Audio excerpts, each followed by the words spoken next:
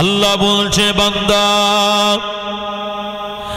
আবার ওই বান্দাটা হারিয়ে যাওয়া সাওয়ারি দিকে যতটা খুশি হয় তার চাইতে আমি আল্লাহ পাক আবার বান্দা বান্দিরা গোনা করার মনে আমি আল্লাহ আমার কাছে যখন তওবাটা করে আমি আল্লাহ তাদের উপরে আরো বেশি বেশি খুশি হয়ে যাই। জোরে বললেন না? জোরে বলেন। আল্লাহ খুশি। জীবনে গোনা করেছে, তওবা করেন, পরিবর্তন হয়ে যা ফিরে আসেন। তওবা করেন নিরালায় নিঝুমে রাতের বেলাতে একটু আল্লাহ পাকের দরবারে দোকানা হাত তুলে নিজের জীবনের গুনাহ দিয়ে তাকিয়ে কাঁদেন। আল্লাহ এত দয়ার সাগর, আবার আল্লাহ পাকের করুণার সিন্ধুকে করুণা কম নয়। বান্দা যখন নিজের গুনাহ দিয়ে তাকিয়ে আল্লাহ পাকের দরবারে কাঁদেন, আল্লাহ ওই বান্দা বান্দির উপরে খুশি হয়ে বান্দা বান্দিদের জীবনের গুনাহগুলো মাফ করে থাকে। আল্লাহ ক্ষমা। কথা বুঝতে পারছেন? মুসা নবীর জামানায় পানি হচ্ছে না।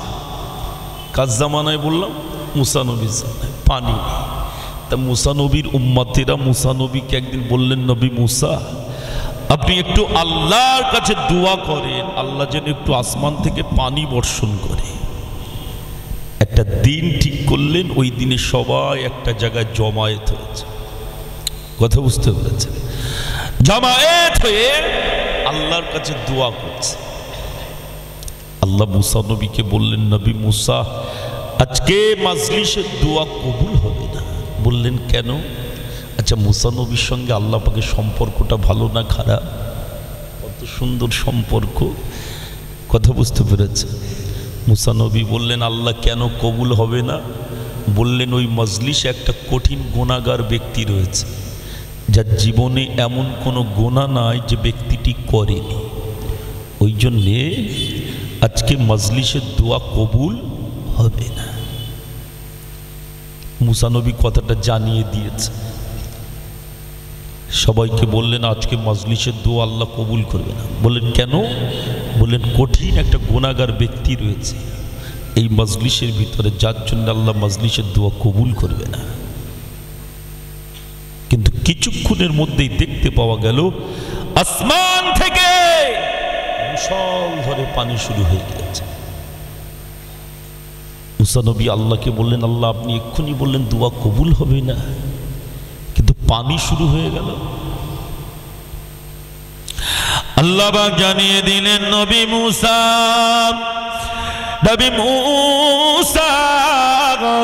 আবার ওই বান্দাটা ওই মজলিসে বসে আল্লাহ পাক আমার কাছে তওবা করেছেন। আল্লাহ জীবনে গুনাহ করে ফেলেছি, জীবনে গুনাহ আর আমি করব না। আল্লাহ আপনার কাছে তওবা করছি, আল্লাহ আপনি ক্ষমা করে দিন, আল্লাহ আপনি মাফ করে দিন। আল্লাহ জীবনে গুনার কাজ করব না। আল্লাহ পাক জানিয়েছিলেন নবী মুসা আবার ওই বান্দাটার তওবা আমি আল্লাহ পাক কবুল করে নিয়ে তার জীবনের গুনাহগুলোকে মাফ করে দিয়ে আসমান থেকে মুষলধারে পানি শুরু করে দিয়েছি। জানেরা, যুবকেরা, মুরব্বিয়ানেরা, আল্লাহ পাক সব দেখেন, আল্লাহ পাক সব খবর রাখেন। দুনিয়ার কোনো ব্যক্তি যেটা দেখতে পান না, আবার আল্লাহ সেটা দেখতে পান। দুনিয়ার কোনো ব্যক্তি ওই যে মাজলিসে বসে বসে ওখানে তওবা করেছে, কেউ তো খবর রাখে না। কেউ জানে, কেউ দেখেছে? দেখে না, কিন্তু খবর রাখেন কে? আল্লাহ। আল্লাহ সব খবর রাখেন। আমার পূর্বে মাওলানা সাহেব আলোচনা করছিলেন, তওবার কথা বলছিলেন না? ঠিক বলছি না ভুল বলছি? বাবু এটা মহব্বতের সাথে প্রাণ খুলে দরুদ শরীফ আল্লাহুম্মা। একটু লিখার চা লাগবে, এমনি কিচ্ছু প্ল্যান শুনে লিখার চা।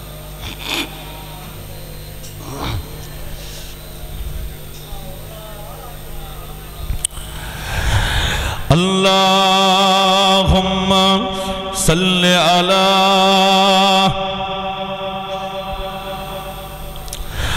ওয়া আলা আলি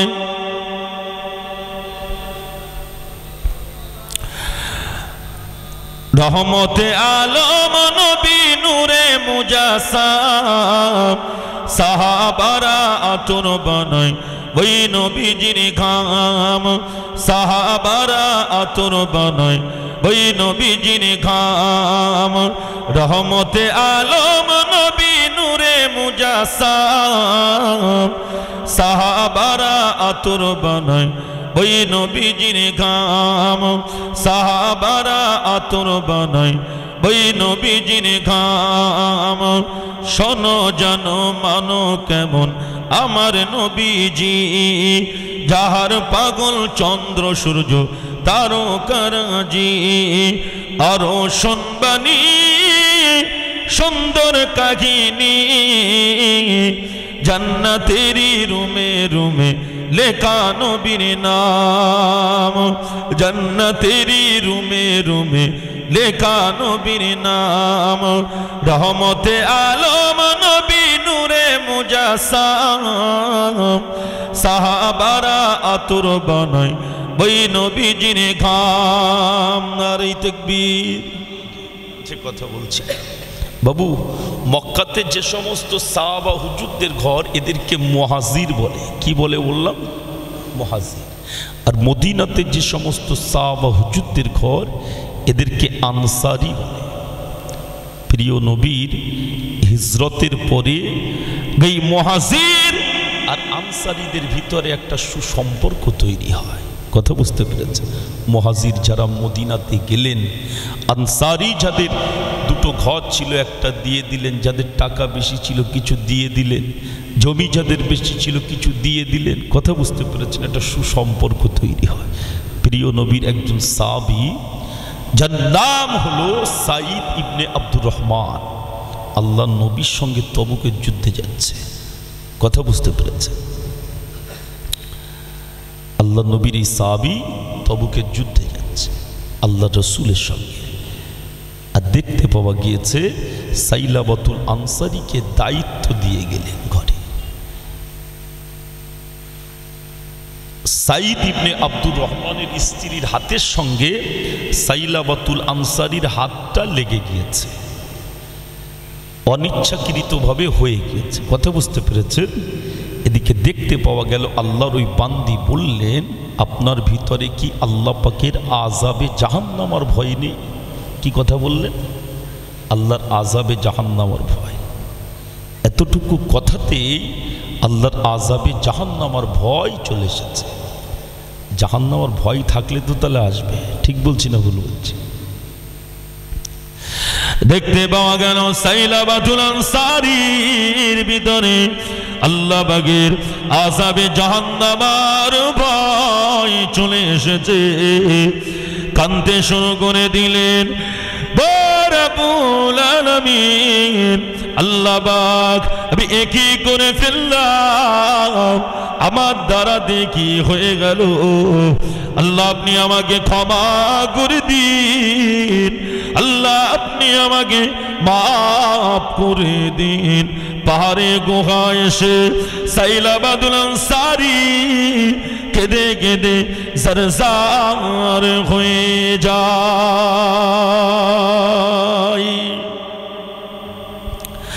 দেখতে পাওয়া গিয়েছে তাবুকের যুদ্ধে ময়দান থেকে সাঈদ ইবনে আব্দুর রহমান ফিরে এসেছে। সবাই দেখা করতে আসছে, কিন্তু সাইলাবাতুল আনসারীর সঙ্গে সাঈদ ইবনে আব্দুর রহমানের সঙ্গে আর দেখা নাই। সবাই দেখা করতে আসছে, কিন্তু সাইলাবাতুল আনসারীর সঙ্গে সাঈদ ইবনে আব্দুর রহমানের দেখা নেই। মানুষকে জিজ্ঞাসা করছে সাঈদ ইবনে আব্দুর রহমান কোথায়, এই সাইলাবাতুল আনসারী কোথায়? বললেন উনি একটা অনিচ্ছাকৃতভাবে অপরাধের কারণে পাহাড়ের গুহায় গিয়ে কাঁদছে। চিন্তা করেন, আর আমরা জীবনে কত অপরাধ করছি, আমাদের চোখ দিয়ে দুফোঁটা পানি বাহির হয় না। ঠিক বলছি না ভুল বলছি? বাবু তামাম নবী আলাইহিমুস সালামেরা হলেন বেগুনা, নিষ্পাপ, মাসুম। নবীদের জীবনে কোনো গোনা নেই। কাদের গোনা নেই? নবীদের জীবনে কোনো গোনা নেই। আর সাহাবাদের যেগুলো হয়েছে দুনিয়া থেকে ক্ষমা করিয়ে নিয়ে চলে গিয়েছে। আর আমাদের যেগুলো হয় আমরা পাঁজা বেঁধে কবরে নিয়ে যাই। কথা বুঝতে পারেন? গোনা করছি তা করছি, কোনো ব্যাপার নেই, তওবার কথা স্মরণে নেই, বহাল তাবিয়াতে গোনার কাজ চালিয়ে যাচ্ছি, একবারও মনে পড়ে না। ঠিক বলছি না ভুল বলছি বলে? সাঈদ ইবনে আব্দুর রহমান শুনলেন সাইলাবাতুল আনসারী পারে গুহায় কাঁদতেছে, রিয়াদ দেরি করলেন না, ছুটে ছুটে চলে আসলেন পারে গুহা দেশে। দেখতে পাই সাইলাবাতুল আনসারী পাহাড়ে গুহায় কেঁদে কেঁদে সরসার হয়ে যায়, কেঁদে কেঁদে দেওয়ানা হয়ে যায়। আল্লাহ নবী সাহাবী সাঈদ ইবনে আব্দুর রহমান সাইলাবাতুল আনসারীকে বললেন, ভাই সাঈদ, ভাই সাইলাবাতুল আনসারী, আপনি ঘরে চলেন, বাড়িতে চলেন, ঘরেতে চলেন।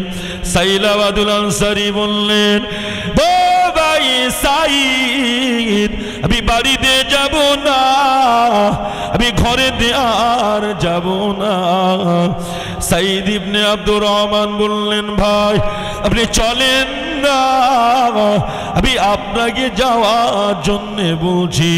আরে কোনো নয় বিনয় করবার বনে নবী পাকের সাহাবী সাঈদ ইবনে আব্দুর রহমানকে সাইলাবাতুল আনসারী বলেছিলেন, ভাই সাঈদ, আমি যেতে পারি, তবে আসামিদের হাত যেমন পিছন দিকে বেঁধে নিয়ে যাওয়া হয়, যদি আমার হাতটাকে ওইভাবে বেঁধে নিয়ে যেতে পারেন তাহলে আমি যেতে রাজি আছি। চিন্তা করে বলছে আসামিদের হাতটাকে যেমন বেঁধে নিয়ে যাওয়া হয়, যদি ওইভাবে নিয়ে যেতে পারেন তাহলে যেতে রাজি আছি। নবী সাহাবী সাঈদ ইবনে আব্দুর রহমানের সঙ্গে সাইলাবাতুল আনসারী আসছে। দেখতে পাওয়া গেল আল্লাহ নবী সাহাবী চিন্তা করেন, মনে হয় সাইলাবাতুল আনসারী আমার সঙ্গে আবার ঘরেতে আসবেন। কিন্তু সাইলাবাতুল আনসারী সাঈদ ইবনে আব্দুর রহমানকে বললে, ভাই আমি ঘরেতে যাব না। কোথায় যাবেন আপনি? নবী সাহাবী সাঈদ ইবনে আব্দুর রহমান, আমি এখন আল্লাহ নবী সাহাবী হযরত আবু বকর সিদ্দিক রাদিয়াল্লাহু তাআলা আনহুর কাছে যেতে চাই। নবী সাহাবী আবু বকর কোনো একটা রাস্তা বলে দেন কিনা।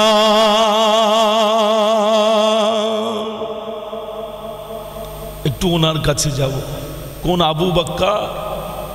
বিশ্বনবী প্রাণ প্রিয় সাহাবী, যে ইসলাম জাহানের প্রথম খলিফা হযরত আবু বকর সিদ্দিক রাদিয়াল্লাহু তাআলা।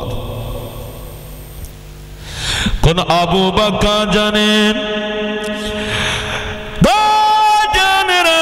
কোন আবু বকর জানেন? আল্লাহ নবী জানিয়ে দিয়েছে তামাম পৃথিবীর মানুষের আমল যদি একদিকে রেখে দেওয়া হয়, আবার আবু বকরের একদিন অথবা এক রাতের আমল যদি আরেক দিকে রেখে দেওয়া হয়, আবার আবু বকরের একদিন অথবা এক রাতের আমলের পাল্লাটা আল্লাহ ভারী করে দেবে। জোরে বললেন না? তামাম পৃথিবীর মানুষের তামাম জীবনের আমল আবু বকর হুজুরের একদিন অথবা এক রাতের আমল যদি একদিকে রাখা হয়, কি বললেন? আবু বকর হুজুরের আমলের পাল্লাটা আল্লাহ ভারী করে দেবে। সে আবু বকর হুজুরের কাছে আসলেন, বললেন হবে না, যাও। চিন্তা করলে কার কাছে যাব? নবী সাহাবী ওমরের কাছে যাই।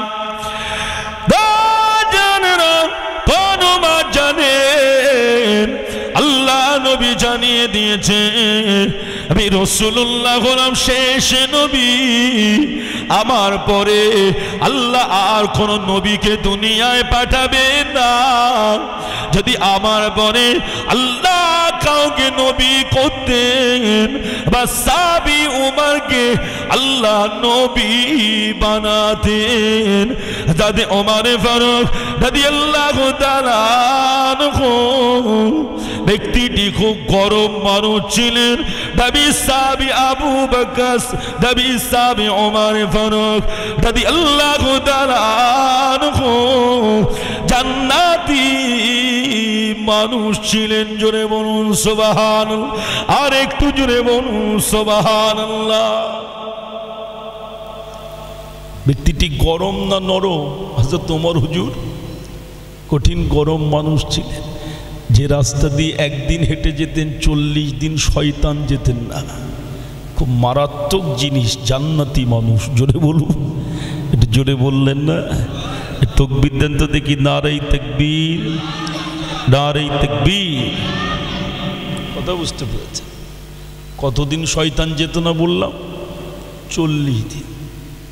হযরত ওমর ফারুক রাদিয়াল্লাহু তাআলা আনহু একদিন রাস্তা দিয়ে হেঁটে হেঁটে আসছে, আর একটা মাতাল মদের বোতল নিয়ে আসছে, মদের বোতল। তা সে শুধু আল্লাহকে ডাকছে আর বলছে, আল্লাহ সারা দুনিয়ার লোক দেখতে পাক, ওমর যেন না দেখে। কেন? ওমর ফারুক রাদিয়াল্লাহু তাআলা আনহু দেখলে প্রয়োজনে উইকেটও ফেলে দিতে পারে। কি কথা বুঝতে পারেন? একজন গিয়েছে হযরত ওমর হুজুরের কাছে বিচারের জন্য। তা বলছে, নবীর কাছে গিয়েছিলে? বলছে হ্যাঁ। তা বলছে কি হয়েছে? তা বলছে নবীর বিচারটা পছন্দ হয়নি। বলছে পছন্দ যখন হয়নি তাহলে ভালো করে বিচার করতে হবে। ঘরের ভিতরে গিয়ে লাঙ্গা তরোয়াল নিয়ে এসে উইকেট ফেলে দিয়েছে। বলছে যে ব্যক্তির নবীর বিচার পছন্দ নয় তার থেকেও লাভ নাই। কথা বুঝতে পারলেন?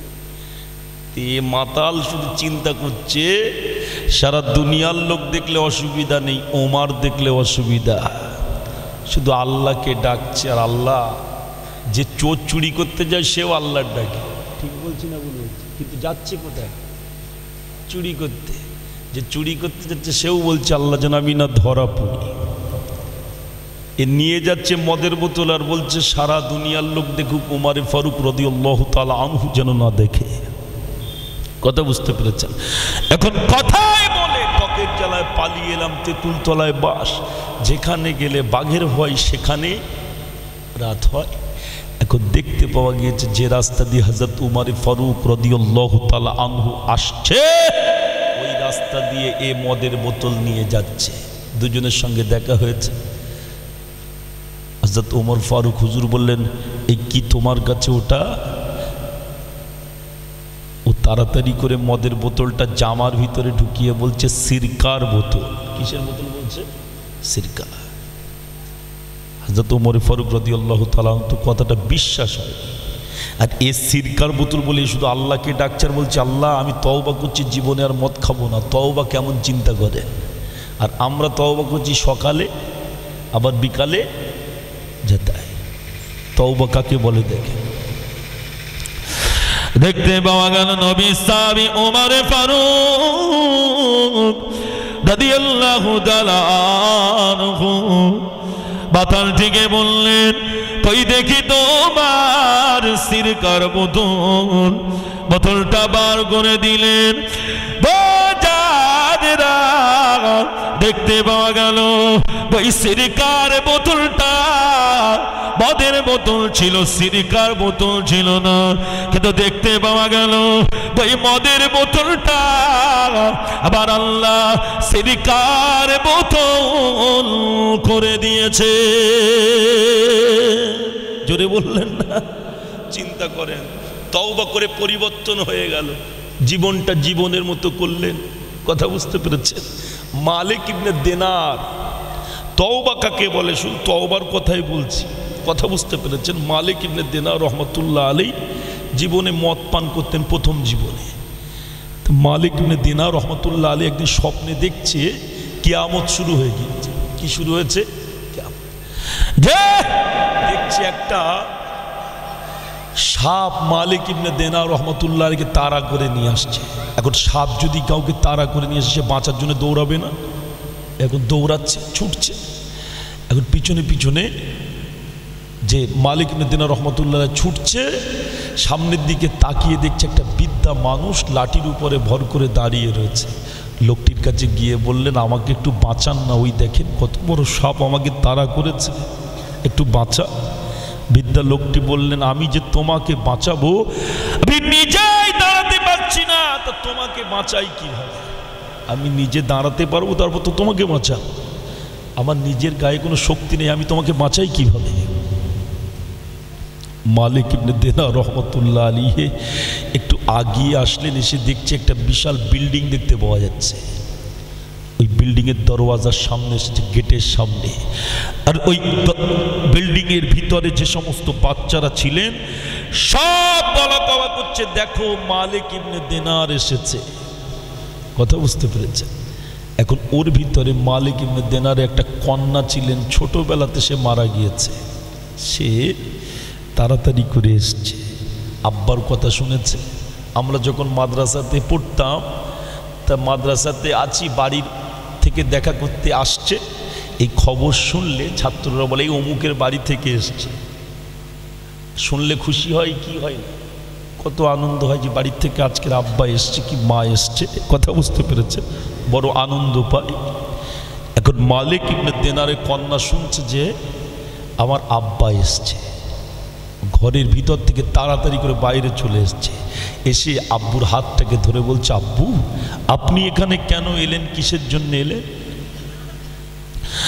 মালিক ইবনে দিনার রহমাতুল্লাহ আলাইহি কলিজা টুকরি কন্যাকে বলেছিলেন, মা ওই দেখেন না আমাকে বিষাক্ত একটা সাপ তারা করে নিয়ে আসছে, দেখো মা।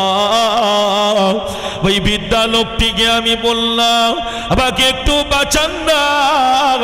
বৃদ্ধা লোকটি আমাকে বাঁচালো না। কলিজা টুকরি কন্যা বলেছিলেন, ভগবান আব্বু জান, ওই যে বিষাক্ত সাপটি আপনাকে তাড়া করে নিয়ে আসছে, ওই বিষাক্ত সাপটি হলো আপনার জীবনের নেকা বদ আমল, আপনার জীবনের বদ আমল। আর ওই যে লাঠির উপরে ভর করে একটা লোক দাঁড়িয়ে রয়েছে, ওই লোকটি হলো আপনার জীবনের নেক আমল। আপনার জীবনে বদ আমলটা বেশি হয়ে গিয়েছে, আপনার জীবনে নেক আমলটা কম হয়ে গিয়েছে। আপনি তওবা করেন, ফিরে আসেন, পরিবর্তন হন, আল্লাহর দিকে চলে আসেন। ভগবান আব্বু জান, এতটুকু নেক আমল নিয়ে জান্নাতে যাওয়া যাবে না। যদি আল্লাহর রহমতের জান্নাতে যদি যেতে হয়, বেশি বেশি করে নেক আমল করেন। আপনি মদ ছেড়ে দেন, তওবা করে ফিরে আসেন। মালিক ইবনে দিনার রহমাতুল্লাহ আলাইহি ঘুমটা ভেঙে গেল, তওবা করে পরিবর্তন হয়ে গেল। সোনা মানিকেরা, দেখতে পাওয়া গিয়েছিল পরবর্তীতে মালিক ইবনে দিনার রহমাতুল্লাহ আলাইহি বস্তু বড় আল্লাহর ওলি হয়েছিলেন। জোরে বলুন না সুবহান। আল্লাহর ওলি, কথা বুঝতে পেরেছেন? আমি আপনাদের কাছে আলোচনা রাখছিলাম, আপনারা শুনছিলেন। একটু তাকবীর দেন, নারে তাকবীর। একটু জোরে দেন, নারে তাকবীর। মরণ তাকবীর দেন, মরণ তাকবীর। কি তাকবীর বলছি? তাকবীর দিতে গিয়ে মরে গিয়েছেন, এরম তাকবীর দেন তো দেখি। কি দুনিয়ায় বাঁচবেন কে কে? হাত তোলেন দেখি। বাঁচবেন কে কে? কেউ বাঁচবো? সবাই মরে যাবে। বলে টাকা থাকলে না লোকটা বেঁচে যেত। কি টাকায় বাঁচাতে পারবে যদি আল্লাহ মওত লিখে রেখে দেয়? হায়াত যদি শেষ হয়ে যায় আর বাঁচবেন? কোরআন শরীফে আল্লাহ বলেছেন, আইনা মা তাকুনু ইদরিকুমুল মাউতু ওয়ালাউ কুনতুম ফি বুরুজিম মুশাইয়াদা। যেখানেই লুকাও, শক্ত গম্বুজের নিচে কাঁচের ঘরের ভিতরে টাকা আছে। এখানে হলো না, বসিরহাটে হলো না, বারাসাতে নিয়ে গেলেন ইকোতে, ওখানে হলো না, কলকাতা ভেলভিউ অ্যাপোলোই দিলেন, ওখানে হলো না, ব্যাঙ্গালোর নিয়ে গেলেন, যা কাঁচের ঘরের ভিতরে শুইয়ে রেখে দিয়েছে। আর সবাই কাঁচের বাইরে থেকে দেখছে, ছেলে দেখছে, মেয়ে দেখছে, আত্মীয় সবাই দেখছে, আর ডাক্তার নিয়ে চেক আপ করছে। কথা বুঝতে পেরেছেন? মেশিনপত্র দিয়ে ভালো করে দেখছে। ওর ভিতর থেকে কখন আজরাইল জাহান নিয়ে চলে গিয়েছে ও ডক্টরই বুঝতে পারে না, বাইরের লোক তো দূরের কথা। কি কথাটা কি গল্প বললাম নাকি? ডক্টরই বুঝতে পারেনি তো বাইরের লোক দূরের কথা। বাবু, দুনিয়াতে এমন এমন রোগ রয়েছে, শরীরের ভিতরে এমন রোগ হচ্ছে, ডক্টর খুঁজে পাবে, তারপর তো ওষুধটা লিখবে। সারা দুনিয়ার মেশিনপত্র ফেল হয়ে গিয়েছে, কি রোগ হয়েছে খুঁজে পায়নি, তো ওষুধটা দেবে কি? কথা কি বাড়িয়ে বলছি নাকি? সারা দুনিয়ায় নিয়ে ঘুরছে, মানুষ এখনো বোঝে না, শুধু হই হই করছে, নামাজ কালাম কিছুই নেই। ঠিক বলছি না ভুল বলছি? 70 বছর বয়স হয়েছে, সূরা ফাতিহা জানে না। 72 বিঘে সম্পত্তির মালিক হয়েছে, 6টা গাড়ি হয়েছে, রোডের উপরে দোকান হয়েছে, শুধু মালের হিসাব করছে। কিসের হিসাব? মালের হিসাব। সূরা ফাতিহা পড়তে হয় সেটা জানা নেই। ঠিক বলছি না ভুল বলছি? আর কথাটা কি খারাপ লাগছে নাকি? আপনি বাজারে গিয়েছেন, ভালো দেখে খাসির গোশত এনেছেন, আদা বাটা, জিরে বাটা, তেজপাতা, লঙ্কার গুঁড়ো, উন্নত মানের খুব দামি দামি মশলা মেরেছে। এখন লবণ ওর ভিতরে দেননি, গোশত মুখের ভিতর দিয়ে ভিতরে ঢুকবে না, উল্টো উঠে আসবে। আপনি আল্লাহর ইবাদত করছেন, রুকু করছেন, সিজদা করছেন, যে রুকুতে তাসবিহ নেই, সিজদায় তাসবিহ নেই, বেতেন নামাজের দুয়াই কুনুত নেই, বইটাকে তাশাউত নেই, যে 4 রাকাত ফরজ নামাজের পরে আপনি নামাজ পড়ছেন, সুন্নাত নামাজ, সূরা ফাতিহা নেই।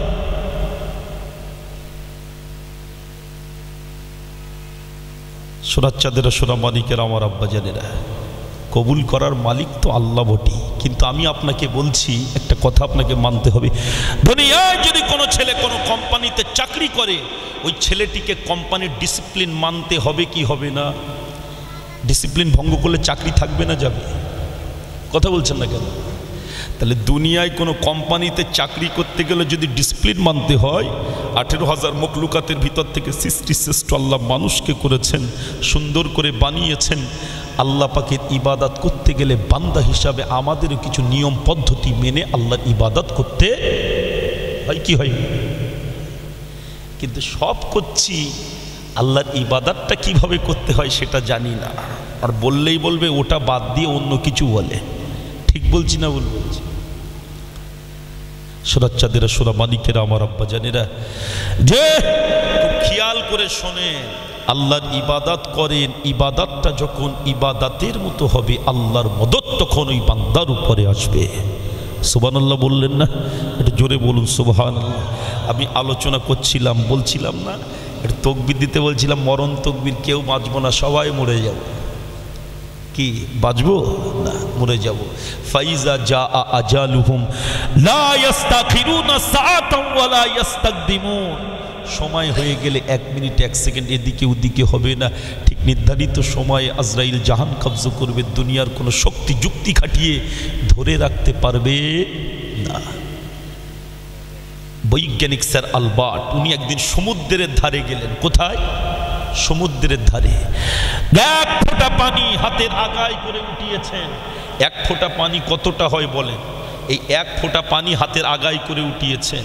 1 ফোঁটা পানি হাতের আগায় করে উঠিয়ে বলছেন, এই 1 ফোঁটা পানি 70 ভাগ করলে 1 ভাগ জ্ঞান যেটা হয় সেটা হচ্ছে আমার জ্ঞান। আল্লাহ পাকের জ্ঞান হলো মহাসমুদ্রের পানির চাইতে বেশি। কোরআন বলেছেন, ওমা উতিতুম মিনাল ইলমি ইল্লা কলিলা। 1 ফোঁটা পানি তার সামান্যতম জ্ঞান। আল্লাহ লাকাদ খলাকনাল ইনসানা ফি আহসানি তাকবীম। আল্লাহ মানুষকে শ্রেষ্ঠ করেছেন, সুন্দর করেছেন, আর মানুষকে আল্লাহ সেই জ্ঞান দিয়েছেন। সেই জ্ঞান নিয়ে স্যাটেলাইট আবিষ্কার করেছেন, প্লেন আবিষ্কার হয়েছে, ট্রেন আবিষ্কার হয়েছে, যে প্লেনের সাহায্যে মানুষ কলকাতা নেতাজি সুভাষচন্দ্র বসু আন্তর্জাতিক বিমানবন্দর থেকে প্লেনে করে চেপে মানুষ জিদ্দায় চলে যাচ্ছে, ওখান থেকে মক্কা মদিনা সফর করে মানুষ ঘরে চলে আসছে। কথা ঠিক বলছি না ভুল বলছি? যে এত কিছু তো আবিষ্কার হলো, ছোট্ট একটা মোবাইল ফোন আবিষ্কার হয়েছে, যে মোবাইল ফোনের সাহায্যে কয়েক সেকেন্ডের ভিতরে চীন, Japan, German, Britain, Lebanon, Malaysia, তুরস্ক, সৌদি আরব, কাতার, কুয়েত খবরটা চলে যাচ্ছে। আপনার ছেলেটা বসে রয়েছেন সৌদি আরবে, আপনি ভারতবর্ষের পশ্চিমবাংলার উত্তর 24 পরগনা জেলার এই বাদুরিয়া থানার এই গ্রামটি আপনার আটুরিয়াতে বসে এখান থেকে আপনার ছেলের সঙ্গে ওখানে আপনি মোবাইলে কথা বলছেন। শুধু কথা হচ্ছে তা নয়, আপনার ছেলেটা সেখানে কি করছে আপনি মোবাইলের সাহায্যে এখানে বসে সেটাও দেখতে পাচ্ছেন। এত কিছু তো আবিষ্কার হলো, আরও কত কি আবিষ্কার হবে। কিন্তু আপনি বলতে পারেন 5 বছর, 10 বছর, 15 বছর, 20 বছর নয়, একটা মানুষের 5 সেকেন্ড হায়াতকে বাড়িয়ে দেবে। পৃথিবীর কোনো শক্তি এরকম একটা মেশিন কিয়ামত পর্যন্ত আবিষ্কার করতে পারবে। মানুষের হায়াত বাড়বে, মোবাইলের টাকা শেষ হচ্ছে, রিচার্জ করলে আবার ফোনে কথা বলা যাবে, ওর আয়ুটা বেড়ে গেল। ঠিক বলছি না ভুল বলছি? কিন্তু আপনার আয়ু শেষ হয়ে যাচ্ছে, আপনার হায়াত শেষ, আপনি চলে যাবেন। ছেলেরা যদি মনে করে এখন আব্বা তো চলে যাবে, এই বাজার থেকে একটা ঔষধ নিয়ে এসে খাওয়ায় যাতে হায়াতটা বেড়ে যায়, কি মোবাইলের মতো একটু রিচার্জ করলে যাতে হায়াতটা বেড়ে যায়, এরকম কোনো সিস্টেম আছে নাকি? তাহলে আমরা এখানে যারা বসে আছি কেউ বাঁচবো না, সবাই মরে যাব। এখন মরে যখন আমাদের যেতে হবে, আল্লাহর নাম নিয়ে মরি, ওই নামটার ওসিলায় আল্লাহ যদি জান্নাতটা দেয়। একটু তাকবীর দেন তো দেখি, নারাই তাকবীর, একটু জোরে দেন নারাই তাকবীর।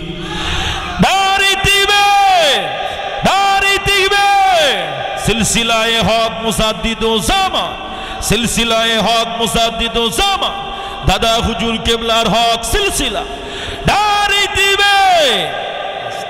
আলোচনা করছিলাম, আপনাদের মনে আছে কোথায় এসছে বলছিলাম? হযরত উমারের কাছে। নবী সাহাবী হযরত আবু বকর সিদ্দিক রাদিয়াল্লাহু তাআলা আনহু হুজুর ফিরিয়ে দিলেন, চিন্তা করলেন। নবী সাহাবী উমারের কাছে যায়, আল্লাহ নবী সাহাবী ইসলাম জাহানের দ্বিতীয় খলিফা, আমিরুল মুমিনিন, খলিফাতুল মুসলিমিন হযরত ওমর ফারুক রাদিয়াল্লাহু তাআলা আনহুর কাছে আসলেন। হযরত ওমর ফারুক রাদিয়াল্লাহু তাআলা আনহু বললেন, আমার কাছে হবে না, যাও এখান থেকে চলে যাও। চিন্তা করলেন, নবী সাহাবী ওমর ফিরিয়ে দিলেন, আবু বকর ফিরিয়ে দিলেন। আল্লাহ নবী জামাদার হযরত আলীর কাছে যাব, হযরত আলী মনে হয় ফিরিয়ে দেবেন না। কোন আলী জানেন? আল্লাহ নবী বলে দিয়েছে, আনা মাদিনাতুল ইলমি ও আলিয়ুম বাবুহা, আনা মাদিনাতুল ইলমি বি রাসূলুল্লাহ আমরা হলাম জ্ঞানের শহর ও আলিয়ুম বাবুহা ওই শহরের দরওয়াজা হলো আবার জামাদা হযরত আলী সেই আলীর কাছে আসলেন আল্লাহ নবী জামাদা আল্লাহ নবী জামাদা হযরত আলী ফিরিয়ে দিলেন চিন্তা করলেন নবী সাহাবারা সবাই ফিরিয়ে দিলেন কোথায় যাব আল্লাহ নবীর কাছে যায় আল্লাহ নবীর কাছে আসলেন আল্লাহ নবী বললেন হবে না যাও এখান থেকে চলে যাও সাইলাবাতুল আনসারী চিন্তা করেন আল্লাহ নবী ফিরিয়ে দিল কার কাছে যাই কার কাছে এখন যাব ওই সাইলাবাতুল আনসারীর একটা কন্যা ছিলেন যার নাম হলো খানসাবা ওই খানসাবা নামের মেয়েটি আব্বুকে বললেন আব্বু আপনি এমন একটা অপরাধ করে ফেলেছেন এমন একটা অন্যায় এমন একটা অপরাধ হয়ে গিয়েছে আল্লাহ নবী সাহাবারা আপনাকে ফিরিয়ে দিলেন নবী আমার আপনাকে ফিরিয়ে দিলেন সাইলাবাতুল আনসারী কলিজা টুকুরি কন্যাকে বলেছিলেন মা এই মুখটাকে আমি নবী বাগের সামনে কোনোদিনও আর দেখাবো না আল্লাহ যদি আমাকে না ক্ষমা করেন আল্লাহ যদি আমাকে না মাফ করেন এই মুখটাকে নবী বাগের সামনে আর কোনোদিন দেখাবো না চিন্তা করে বলছে আল্লাহ যদি ক্ষমা না করেন এই মুখটাকে নবীর সামনে কোনোদিন দেখাবো না খুব কাঁদছেন চলে এসেছেন পাহাড়ের গুহাতে এসে খুব কান্না কাঁদছে কেঁদে কেঁদে জারজার হয়ে যাচ্ছে বাবু এত কান্না কাঁদছেন আল্লাহ পাক সহ্য করতে পারেন না আল্লাহ পাক জিবরাইল আমিনকে ডাকলেন গায়ে ফারিস্তা জিবরাইল আর দেরি করো না যাও আবার হাবিবের কাছে চলে যাও আল্লাহ ফারিস্তা হযরত জিবরাইল আমিন আলাইহিস সালাম আবার নবীর কাছে আসলেন আল্লাহ নবীকে সালাম দিয়ে দিলেন নবী আমার সালামের জবাব দিলেন আল্লাহ ফারিস্তা হযরত জিবরাইল আমিন আলাইহিস সালাম আবার নবীকে বলেছিলেন ইয়া রাসূলুল্লাহ ইয়া হাবিবাল্লাহ এই দুনিয়াকে সৃষ্টি করেছেন আল্লাহ নবী বলেছিলেন ফারিস্তা জিবরাইল এই দুনিয়া আবার আল্লাহ পাক সৃষ্টি করেছেন জোরে বলুন সুবহান জিবরাইল আমিন বললেন ইয়া রাসূলুল্লাহ ইয়া হাবিবাল্লাহ যে আল্লাহ এই দুনিয়া সৃষ্টি করেছেন সেই আল্লাহ আপনার সাবি সাইলাবাতুল আনসারীকে ক্ষমা করে দিয়েছেন কোরআন শরীফের আয়াত নাজিল হয়ে গেল কোরআন শরীফের সূরা আলে ইমরানের 135 নম্বর আয়াত নাজিল হয়ে গেল আল্লাযীনা ইযা ফাআলু ফাহিশাতান আও যালামু আনফুসাহুম যাকারুল্লাহা ফাস্তাগফিরু লিযুনুবিহিম ওয়া মান ইয়াগফিরুয যুনুবা ইল্লাল্লাহ ওয়া লাম ইউসিররু আলা মা ফাআলু ওয়া হুম ইয়ালামুন কোরআন শরীফের আয়াত নাজিল হয়ে গেল আল্লাহ নবীকে জিবরাইল আমিন জানিয়ে দিয়ে গেল আল্লাহ নবী সাহাবাদের ডাকলেন সাহাবারা আবার সাইলাবাতুল আনসারী কোথায় রয়েছে একটু কি আনতে পারবে আল্লাহ নবী আবু বকর হুজুরকে ডাকলেন নবী বাগে সাবির হযরত আবু বকর সিদ্দিক রাদিয়াল্লাহু তাআলা আনহু চলে আসলেন। আল্লাহ নবী ওমরকে ডাকলেন। নবী সাহাবী হযরত ওমর ফারুক রাদিয়াল্লাহু তাআলা আনহু চলে আসলেন। নবী পাকের সাহাবী হযরত সালমান ফারসিকে আল্লাহ নবী ডাকলেন। আল্লাহ নবী ডাকলেন। আল্লাহ নবী জামাতা আলীকে, চারজন চলে আসলেন। নবী আমার সাহাবা হুজুরদের দিয়ে তাকিয়ে বললেন, সাহাবারা বা সাইলাবাদুল আনসারীকে একটু কি খুঁজে আনতে পারবে? আল্লাহ নবী সাহাবারা মদিনা শরীফের অলিতে গলিতে খুঁজতে লাগলেন আর মদিনা মানুষদেরকে জিজ্ঞাসা করতে লাগলেন।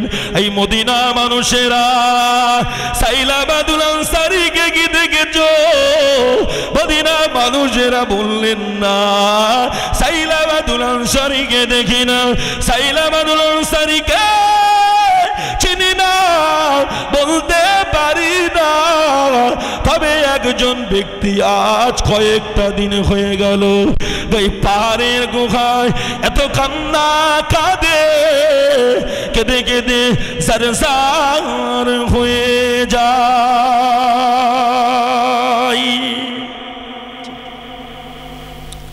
সাইলাবাতুল আনসারীকে জানি না, তবে আজকে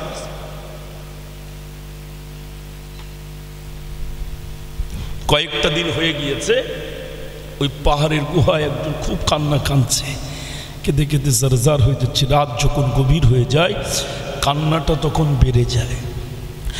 গাছের ভিতরে জঙ্গলের ভিতরে এত কান্না কাঁদে যার কান্নাতে আমাদের ঘরের বাচ্চাগুলো ঘুমাতে পারে না। আল্লাহ নবী সাহাবী হযরত আবু বকর হুজুর বললেন, এটা সাইলাবাতুল আনসারী ছাড়া কেউ হতে পারে? নবী সাহাবী সাইলাবাতুল আনসারী রাদিয়াল্লাহু তাআলা আনহুর কাছে আল্লাহ নবী সাহাবারা চলে আসলেন। হযরত আবু বকর হুজুর এসে বললেন, ভাই সাইলাবাতুল আনসারী বাড়িতে চলেন, ঘরেতে চলেন, বাড়িতে চলেন। বললেন, আমি বাড়িতে যাব না। বললেন, আল্লাহ নবীর কাছে চলেন। বললেন, আমার এই মুখটাকে নবী পাকের সামনে আর আমি দেখাবো না।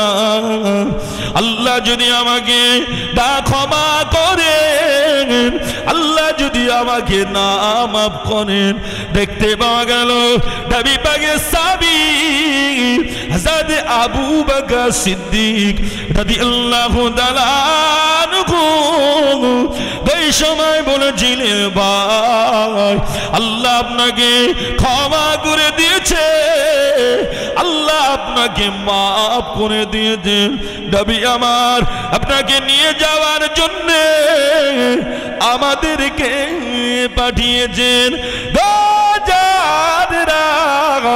সোনা মানিকেরা নয়নে পুতুলিরা দেখতে পাওয়া গেল নবী পাকের সাহাবী হযরত আবু বকর সিদ্দিক রাদিয়াল্লাহু তাআলা আনহুর সঙ্গে সাইলাবাতুল আনসারী আসতেছেন। সাইলাবাতুল আনসারী আসছে মদিনা মসজিদে নববী শরীফে।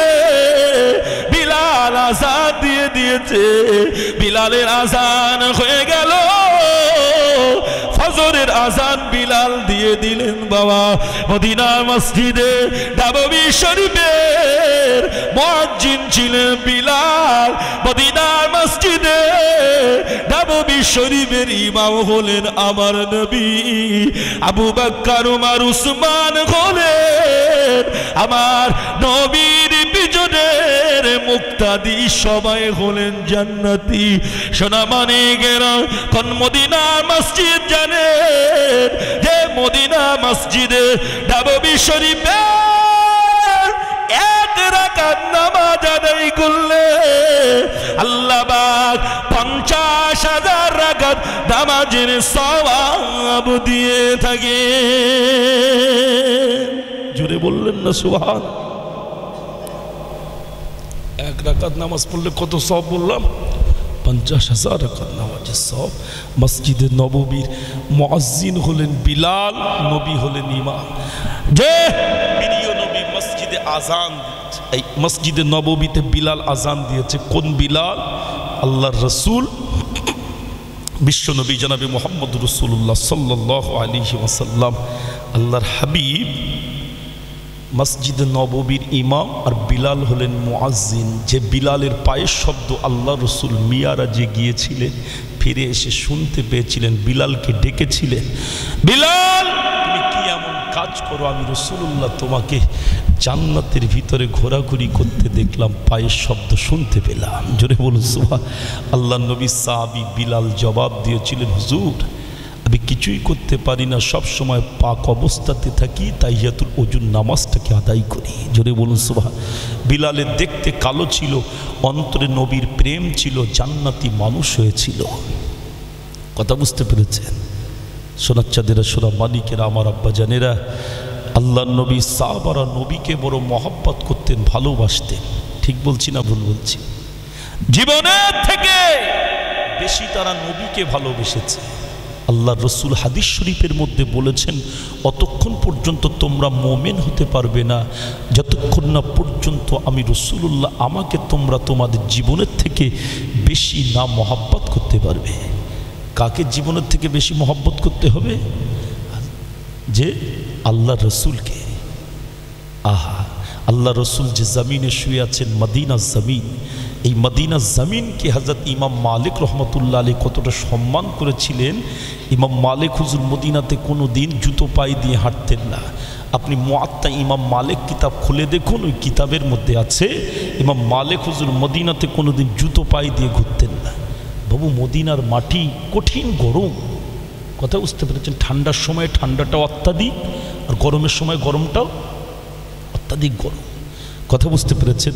আল্লাহ আমাকে 19 সালে নিয়ে গিয়েছিলেন, আমি আবার এই 1 মাস 15 দিন মতো হচ্ছে ফিরেছি, দেখেছি বাবু এত কঠিন তাপমাত্রা, আপনার পা রাখাই মুশকিল। কিন্তু ইমাম মালিক হুজুর মদিনাতে জুতো পায়ে দিয়ে ঘুরতেন না, জুতো পায়ে দিতেন না।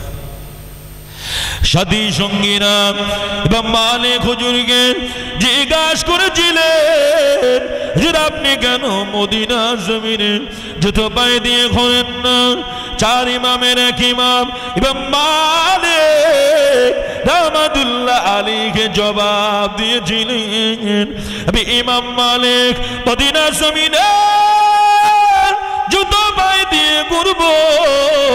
আমি ইমাম মালিক জানি না মদিনার কোন জায়গাতে বা নবী পাকের কদম দুটা পড়েছে, আবার জুতা দুটা যদি নবী পাকের কদমের উপরে পড়ে যায় বড় বিয়াদবি হয়ে যাবে। ওই জন্য আমি ইমাম মালিক মদিনার জমিনে জুতো পায়ে দিয়ে হাঁটি না। বলছে যে আমি যে জুতো পায়ে দিয়ে ঘুরবো, আমার জুতোটা রসুলের যদি কদমের উপরে পড়ে যায় নিজেকে বড় বিয়াদবি মনে করি, ওই জন্য জুতো পায়ে দিয়ে মদিনাতে হাঁটি না। ইমাম মালিক হুজুর কোনোদিন মদিনাতে উটের পিঠে সোয়ারি হয়ে ঘুরতেন না। তার সাথী সঙ্গীরা ইমাম মালিক হুজুরকে জিজ্ঞাসা করলেন, হুজুর আপনি কেন মদিনাতে উটের পিঠে সোয়ারি হয়ে ঘোরেন না? তা বললেন, উটের পায়ের যে খুর আছে, খুর, উটের পায়ে খুর আছে যেন, বলছে উটের পায়ের খুরের ধুলাটা যদি উড়ে গিয়ে নবীর রওজায় আধারে পড়ে নিজেকে বড় বিয়াদবি মনে করি, ওই জন্য মদিনাতে কোনো দিন উটের পিঠে সুয়ারি হয়েও ঘুরি না। বলুন সুবহান। মদিনার জমিনকে কতটা আদব করতে দেখেন, নবীর মোহাব্বত সাহাবা হুজুরেরা কতটা করেছে। আর আজকের এরকম একটা জলসায় বসবো, তাই মনে করি বিশাল কিছু করে ফেলেছি, আর তাই লোক এসে বসতে চায়। এরা নবীর ভক্তি ভালোবাসা বলছে, নবীকে জীবনের থেকে বেশি মহব্বত করি। নবীর আলোচনা হবে, আল্লাহ রসুলের আলোচনা যেখানে হবে সেখানে মানুষ শোনার সঙ্গে সঙ্গে এসে আদবের সঙ্গে বসবে। ঠিক বলছি না ভুল বলছি? নবী মোহাম্মদ সাহাবা হুজুরদের গন্থনে কেমন ছিল?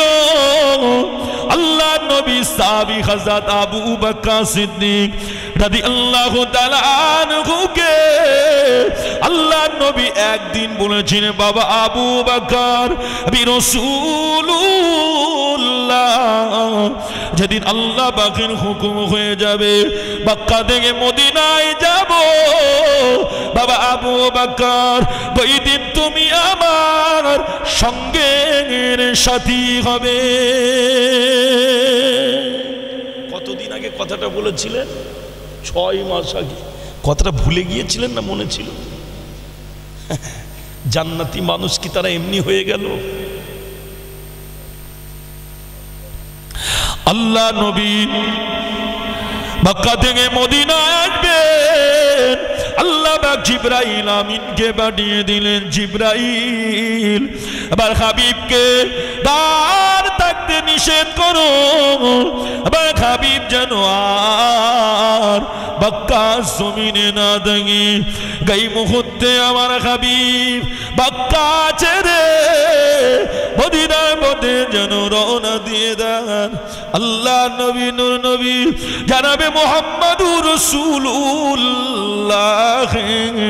সাল্লাল্লাহু আলাইহি ওয়াসাল্লাম নবী আমার হযরত আলীকে ডাকলেন, বাবা আলী আমি রাসূলুল্লাহ আর থাকবো না, আমি মদিনার পথে রওনা দেব। বাবা আলী তুমি কি আমার বিছানায় থাকতে পারবে? হযরত আলী জবাব দিয়েছিলেন, ইয়া রাসূলুল্লাহ ইয়া হাবিবাল্লাহ হুজুর আমি থাকতে পারবো। আল্লাহ নবী বলেছিলেন, বাবা আলী তুমি কি দুঃখ পেলে নাকি, কষ্ট পেলে নাকি? নবী পাকের সাহাবী বিশ্ব নবী জামাত হযরত আলী জবাব দিয়েছিলেন, ইয়া রাসূলুল্লাহ ইয়া হাবিবাল্লাহ হুজুর আমি আলী বড় আনন্দিত। জোরে বলুন সুবহানাল্লাহ, আর একটু জোরে বলুন সুবহানাল্লাহ। হযরত আলী কেন আনন্দিত হলেন, খুশি হলেন জানেন? একটুখানি শুনে নেন। নবী পাকের জামাতা হযরত আলী বলেছিলেন, ইয়া রাসূলুল্লাহ ইয়া হাবিবাল্লাহ যে আমি আলী এই জন্যই আনন্দিত খুশি, আমি আলী আপনার বিছানায় শুয়ে পড়ব, আর কুফারে কুরাইশরা আমাকে নবী মনে করে শহীদ করে দেবে। আমি আলী চলে যাব, আপনি আল্লাহর নবী দুনিয়ার জমিনে থাকবেন। আমি আলী চলে গেলে অসুবিধা নাই, তবে আপনি যদি চলে যান আমি আলী সহ্য করতে পারবো না। জোরে বলুন সুবহান, আর একটু জোরে বলুন সুবহানাল্লাহ। কি মহব্বত দেখেন, আপনি চলে গেলে সহ্য করতে পারবো না। আল্লাহ নবী হযরত আলী কাররামুল্লাহ ওয়াজহুকে শুইয়ে দিলেন।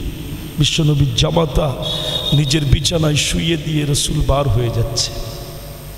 কথা বুঝতে পেরেছেন? ঘর থেকে আল্লাহ রাসূল বার হয়ে যাচ্ছে, কোরআন শরীফের আয়াতটা তিলাওয়াত করে বালির উপরে দম করে বালিটা ছুঁড়ে দিলেন, কুফারে কুরাইশদের চোখে চলে গেল। কথা বুঝতে পেরেছেন? আল্লাহ কোরআনে জানিয়ে দিন, ওয়ামা রামাইতা ইয রামাইতা ওয়ালাকিন্নাল্লাহ রামা।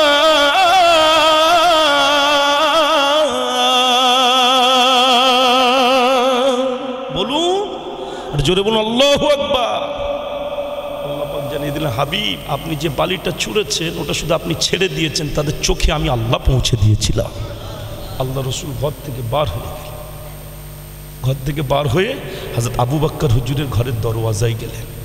একবার ডাকলেন, দরওয়াজা খুলে গেল। কবার দরজাতে ঘা দিলেন, দরজাটা খুলে গেল। আল্লাহ নবী বললেন, বাবাজি আবু বকর এখানে দাঁড়িয়ে? বললেন, হুজুর আপনার অপেক্ষাতে। নবী বললেন, ঘুমাও না? বললেন, আমি যদি ঘুমিয়ে যাই আপনি এসে আমাকে ডাকবেন, উঠতে দেরি হবে, কষ্ট পাবেন, ওই জন্য আমি ঘুমাই না, আপনার অপেক্ষাতে রয়েছি। বলুন, চিন্তা করেন মহব্বত কাকে বলে, ভালোবাসা কাকে বলে। আমি যে হাদিসটা আপনাদের কাছে, লা ইউমিনু আহাদুকুম হাত্তা আকুনা আহাব্বা ইলাইহি মিন ওয়ালিদিহি ওয়া ওয়ালাদিহি ওয়ান নাসি আজমাইন। আল্লাহ রসুল যে হাদিসের ভিতর অনেক কথাই বললেন, শেষে বললেন তোমরা অতক্ষণ পর্যন্ত কমপ্লিট মোমেন্ট নয় যতক্ষণ না পর্যন্ত তোমরা তোমাদের জীবনের থেকে আমাকে না বেশি মহব্বত করতে পারবে। হযরত আবু বকর হুজুরের এই আলোচনাটা শুনে মনে হচ্ছে নবীকে জীবনের থেকে বেশি মহব্বত করেছিলেন না কম? বেশি না কম? চিন্তা করে আল্লাহ নবীকে সঙ্গে করে নিয়ে যাচ্ছেন আবু বকর হুজুর, পাহাড়ি এলাকা দিয়ে যাচ্ছেন। রসুলের ডান দিকে একবার আসছে, বাম দিকে আসছে, পিছনে গিয়ে দাঁড়াচ্ছেন। নবী বললেন, বাবা আবু বকর এমন করছো কেন? বললেন, হুজুর কুফারে কুরাইশরা চতুর্দিকে আপনাকে খুঁজছে, কোথা দিয়ে একটা তীর মেরে দেবে, আপনার নূরের শরীরে ক্ষত হবে, সহ্য করতে পারবো না, ওই জন্য আমি ডান দিকে বাম দিকে করছি। আল্লাহ নবী বললেন, আবু বকর আমি আর তুমি আমরা দুইজনে না, ইন্নাল্লাহ মা'ানা, আমাদের সঙ্গে আমাদের আল্লাহ রয়েছে। জোরে বললেন না সুবহানাল্লাহ? আমি আর তুমি আমরা দুজন, আমাদের সঙ্গে আমার আল্লাহ রয়েছে। গুহার কাছে চলে আসলেন হযরত আবু বকর হুজুর, গুহার ভিতরে ঢুকলেন, নবীকে বাইরে দাঁড় করিয়ে গুহার ভিতরটাকে পরিষ্কার করলেন। আল্লাহ রসুলকে আসতে বললেন, রসুল ভিতরে ঢুকলেন। কথা বুঝতে পেরেছেন? আল্লাহ রসুল ভিতরে ঢুকলেন। হযরত আবু বকর হুজুরের জানুর উপরে, উরুতের উপরে মাথা রেখে আল্লাহ রসুল একটু ঘুমাচ্ছেন। বেশ কিছুক্ষণ পরে দেখতে পাওয়া গেল চোখ দিয়ে পানির টোসাগুলো গড়িয়ে গড়িয়ে পড়ছে। আল্লাহ রসুলের মুখে পড়ে গেল, নবীর ঘুমটা ভেঙে গেল। জিজ্ঞাসা করলেন, আবু বকর বাড়ির কথা, ঘরের কথা, বিবি বাচ্চাদের কথা কি মনে পড়েছে? ওই জন্য কি কাঁদছো? জি ইয়া রাসূলুল্লাহ। না। নবী বললেন, আবু বকর কাঁদো কেন? বললেন, পায়ে সাপ দংশন করেছে। নবী বললেন, ডাকোনি কেন? বললেন, আপনাকে যদি ডাকি আপনি ঘুম থেকে উঠবেন, কষ্ট পাবেন, ওই জন্য আমি আবু বকর ডাকি না। জোরে বলুন সুবহানাল্লাহ। নবীর মহব্বত চিন্তা, নবীর ভালোবাসা কাকে বলে ভাবেন, দেখেন।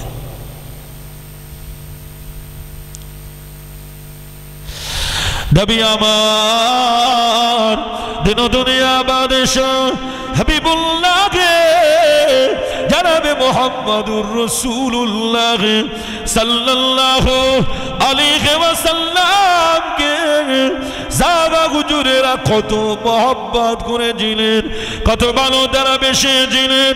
নবীকে মহব্বত করে জান্নাতি মানুষ তারা হয়ে গেল। আল্লাহ নবী সাহাবী হযরত আবু তালহা রাদিয়াল্লাহু তাআলা আনহু যুদ্ধের ময়দানে তীরগুলো এসে লেগেছে। আবু তালহা রাদিয়াল্লাহু তাআলা আনহু গোটা শরীরটা তীরে তরোয়ালে ঝাঁঝরা হয়ে গেল। তথাপি নবী সাহাবী আবু তালহা আল্লাহর নবীকে গার্ড করে দাঁড়িয়ে নবীকে ছেড়ে পালিয়ে আসেন না। নবী আমার বলেছিলেন, বাবা আবু তালহা কি দরকার ছিল বাবা?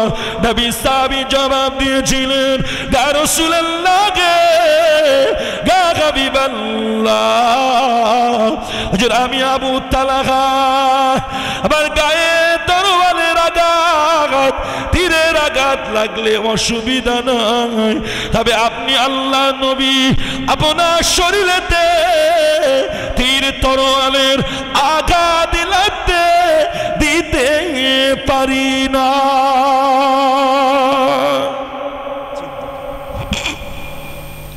আমার শরীর লাগলে অসুবিধা নেই, কিন্তু আপনার শরীরে যদি লাগে সহ্য করতে পারবো না।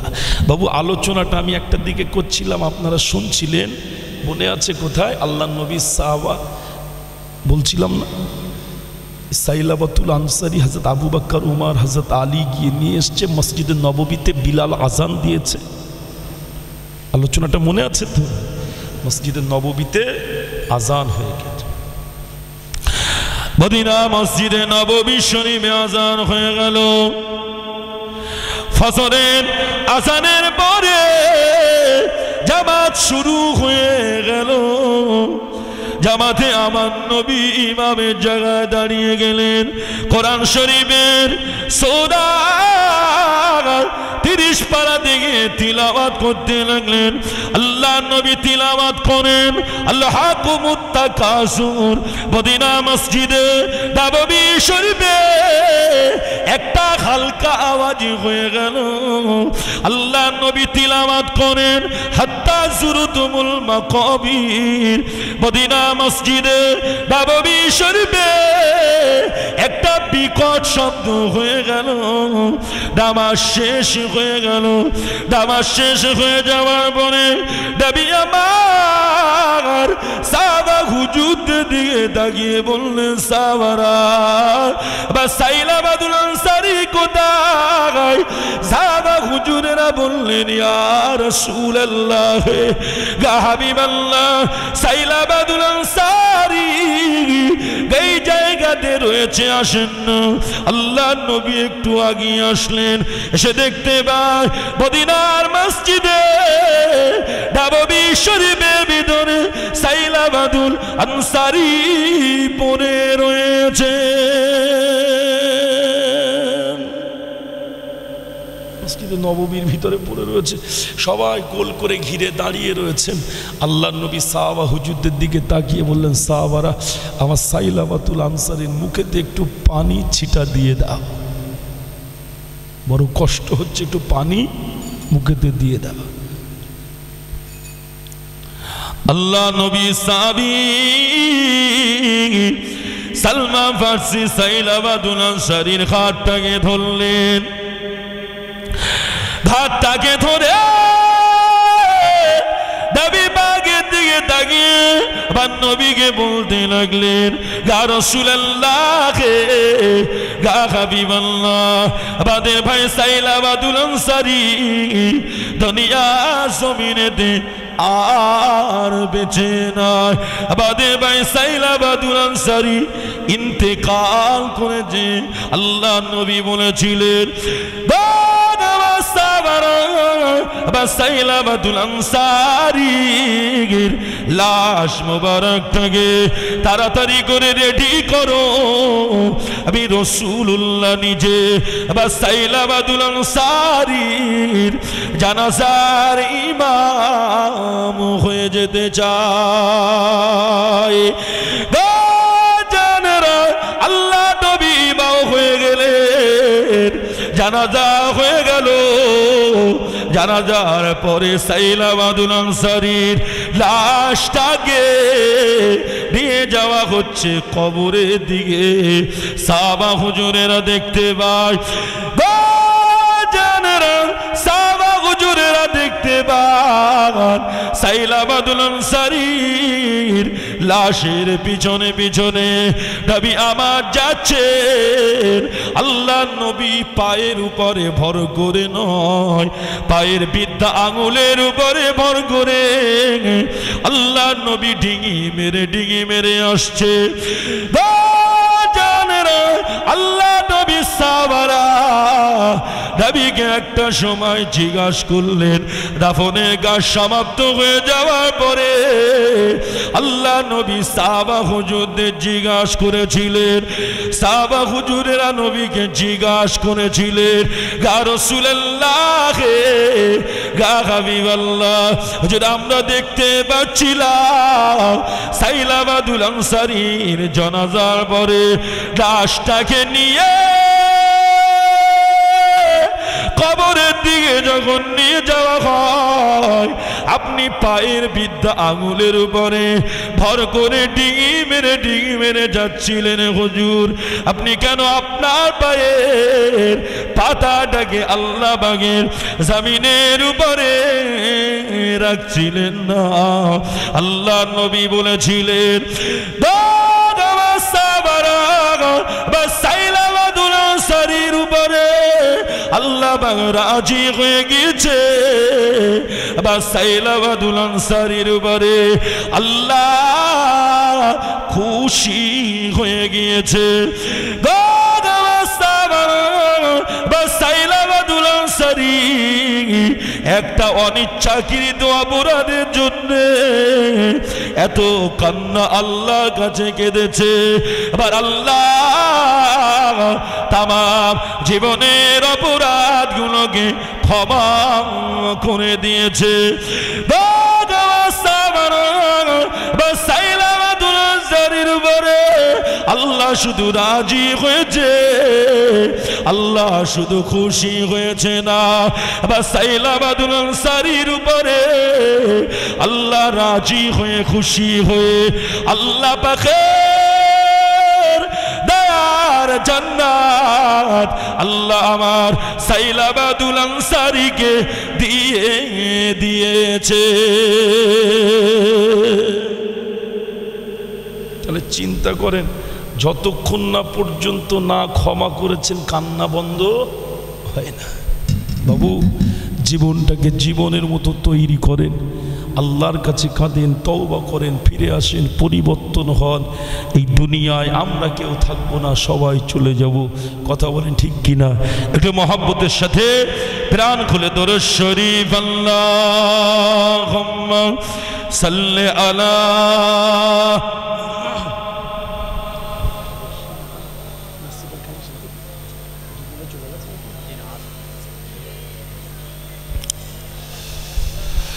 কলমা লা ইলাহা ইল্লাল্লাহ, লা ইলাহা ইল্লাল্লাহ, লা ইলাহা ইল্লাল্লাহ মুহাম্মাদুর রাসূলুল্লাহ।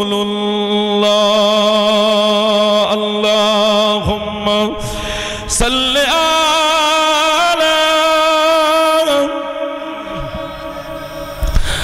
মাওলানা মুহাম্মদ ওয়া আলিহি। সোনাচ্চাঁদেরা, সোনা মানিকেরা, আমার আব্বা জানেরা, প্রতি বছর এই মেহফিলটা হয়। কথা ঠিক বলছি না? বলছি প্রতি বছরের ন্যায় এবছরে যে এই মেহফিল কায়েম হচ্ছে। আল্লাহর ঘর মসজিদ আপনাদের সামনে রয়েছে, খুব সুন্দর মসজিদ, তিনতলা মসজিদ, দেখলে জাহানটা ভরে যায়। কথা বলেন ঠিক কি না? আল্লাহর ঘর দেখলে জাহানটা ভরে যায় কি যায় না? আল্লাহ পাক তামাম পৃথিবীতে যখন শুধু পানি আর পানি ছিল, কথা বুঝতে পেরেছেন? একটুখানি বলে নি যে তামাম পৃথিবীতে যখন শুধু পানি আর পানি, আল্লাহ পাক বাইতুল্লাহ তৈরি করবে। আল্লাহ পাক একটা দ্বীপ তৈরি করলেন। কোরআনে আল্লাহ বলেছেন, ইন্না আউওয়ালা বাইতিন উদিয়া লিন-নাসি লাল্লাযী বিবাক্কাতা মুবারাকান ওয়া হুদাল লিল আলামিন।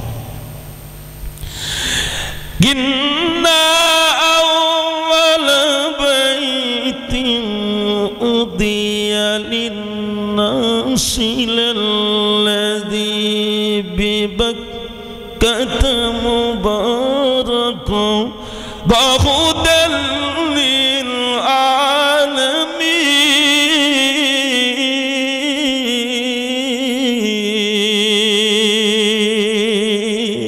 বলুন আল্লাহু আকবার। জোরে বললেন না? এটা জোরে বলেন। তামাম পৃথিবীতে শুধু যখন পানি আর পানি, কিছুই নেই। কথা বুঝতে পেরেছেন? আল্লাহ একটা দ্বীপ তৈরি করলেন বাইতুল্লাহ তৈরি করার জন্য। আল্লাহ পাক দ্বীপ, এই যে মক্কা শরীফের আগের নাম ছিল বাক্কা, কোরআন আল্লাহ বলেছে বিবাক্কাত। যে কথা বুঝতে পেরেছেন? এই বাইতুল্লাহ তৈরির জন্য দ্বীপ তৈরি হলো। আল্লাহ জিব্রাইলকে বললেন, জিব্রাইল ওই দ্বীপটা তৈরি করেছে বাইতুল্লাহ, খুব সংক্ষেপ আকারে বলছি, দ্বীপটা তৈরি করেছি, গিয়ে দেখে এসো। জিব্রাইল আসলেন, তামাম দুনিয়া তন্ন তন্ন করে খুঁজলেন, কিন্তু খুঁজে পেলেন না, চলে গেলেন।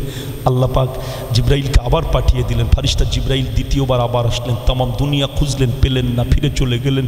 তৃতীয়বার আবার আসলেন, আল্লাহ বললেন, জিব্রাইল পেয়েছো? না, আল্লাহ পাইনি, আবার যাও। তৃতীয়বার আসলেন, সে তামাম দুনিয়া খুঁজলেন, বাইতুল্লাহ যেখানে তৈরি হবে তামাম পৃথিবীর মিডিলে কাবা ঘর, আল্লাহ পাকের ফারিস্তা জিব্রাইল আমিন খুঁজে পেয়ে গেলেন। জোরে বলুন সুবহানাল্লাহ। এখন বাইতুল্লাহ আল্লাহ পাক তৈরি করতে বললেন, এখন ফারিস্তারা বাইতুল্লাহ তৈরি করলেন। কথা বুঝতে পারেন? তৈরি করার পরে একটা পাথর বেশি হয়েছে, আল্লাহ বললেন, জিব্রাইল পাথরটাকে বাইতুল্লাহর পাশে রেখে এসো। কোথায়? বাইতুল্লাহর পাশে। কথা বুঝতে পেরেছেন? যে এখন বাইতুল্লাহর পাশে পাথরটা রেখে দিয়েছে, রেখে দিয়ে চলে গিয়েছেন। আল্লাহ জিব্রাইল আমিনকে ডাকলেন। জিব্রাইল, একটা কান্নার আওয়াজ আসছে কোথা থেকে বলো তো? আমি তো আল্লাহ এখনো কিছুই সৃষ্টি করিনি, কিন্তু কান্নার আওয়াজটা কোথা থেকে আসে? বাবু ধরেন এই মসজিদটায় সবাই গ্রামের মানুষ দান করছে, এখন একজন হালাল টাকা দেবে, কিন্তু গ্রামের মানুষ যদি বলে যে তোমারটা নেওয়া হবে না, আচ্ছা লোকটি কষ্ট পাবে কি পাবে না? কষ্ট পাবে তো।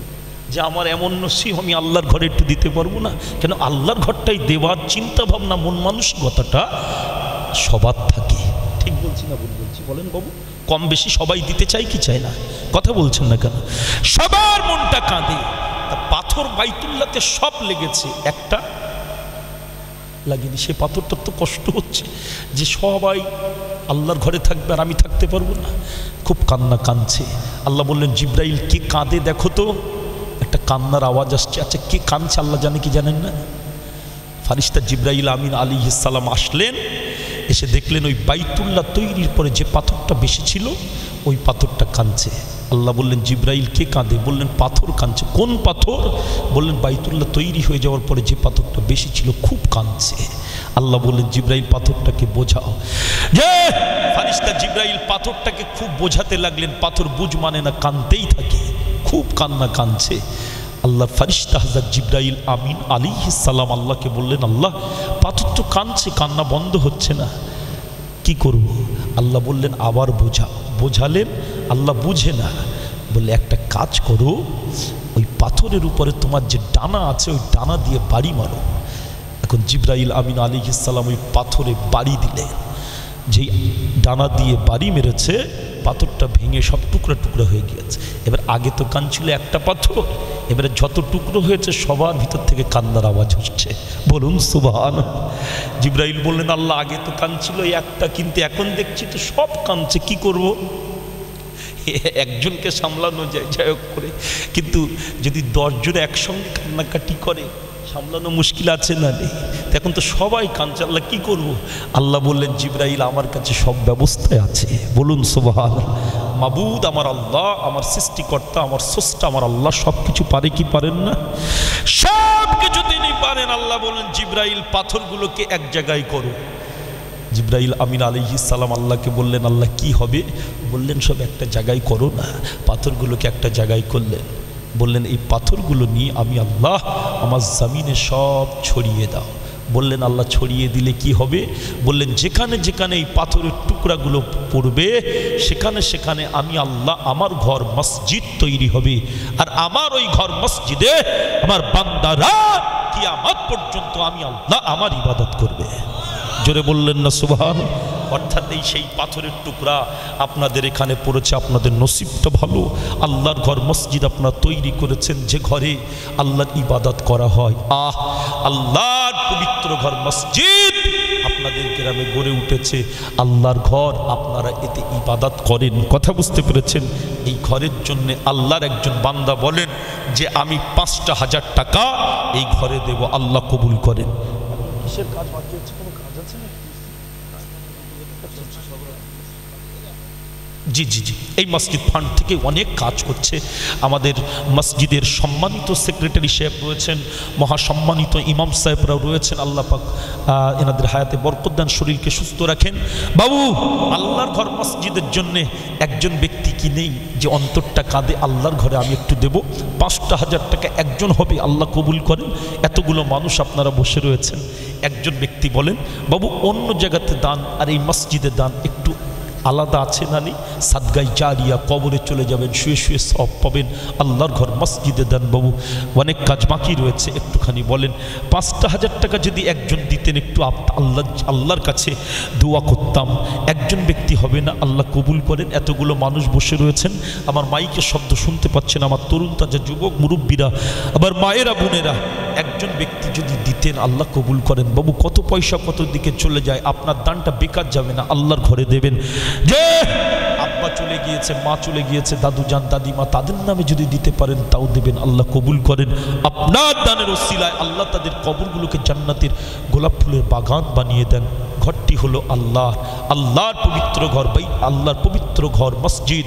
এই মসজিদে আপনি দান করবেন, এ দান আপনার বেকার যাবে না, বিফলে যাবে না।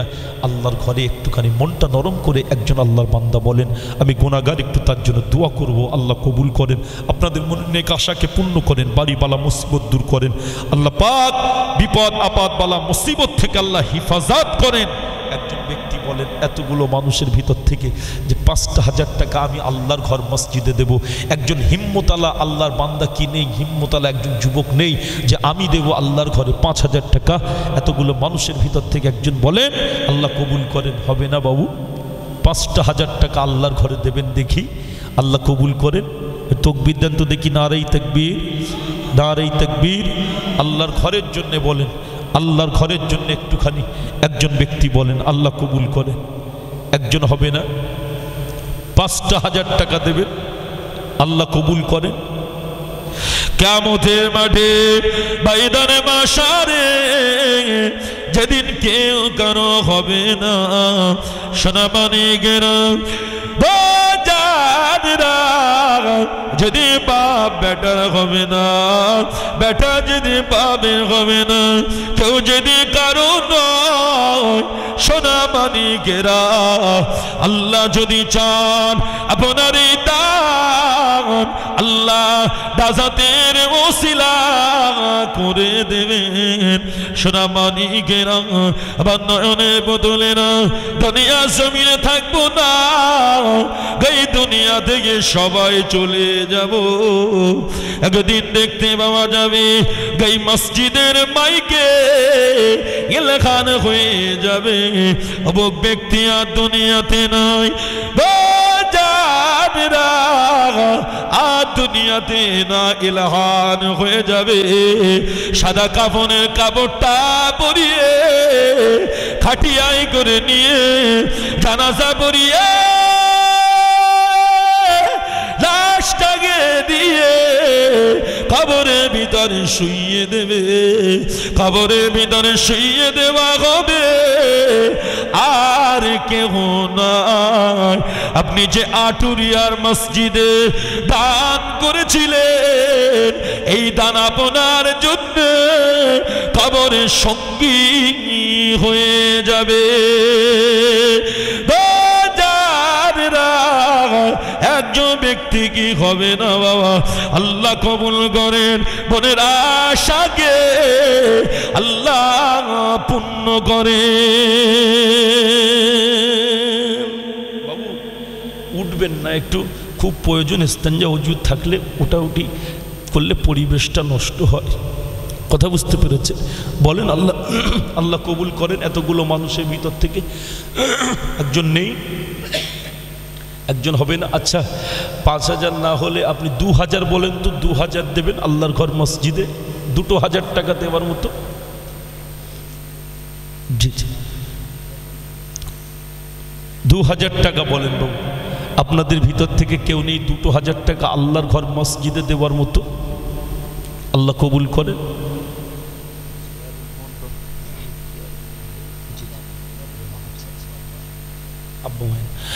আব্বা মায়ের নামে জনাব জিয়ারুল মন্ডল সাহেব আল্লাহ 2,000 টাকা দিয়েছে। রব্বুল আলামিন আল্লাহ পাক জিয়ারুল মন্ডল সাহেবের আব্বা চলে গিয়েছে, মা চলে গিয়েছে, আব্বা মায়ের নামে 2,000 টাকা দিল। আল্লাহ ধনকে কবুল করে নিও। আল্লাহ পাক ওই আব্বা মায়ের কবরটা আগে জান্নাতের গোলাপ ফুলের বাগান বানিয়ে দিন। আল্লাহ কবরে সুখে রেখে দিন, শান্তিতে রেখে দিন, জান্নাতি হাওয়া কবরের ভিতরে প্রবাহিত করে দিন, জান্নাতি বিছানা আল্লাহ কবরে দিয়ে বিছিয়ে দিন। আল্লাহ 2,000 টাকা দিয়েছে, জিয়ারুল মন্ডলের দান আল্লাহ কবুল করে নিন।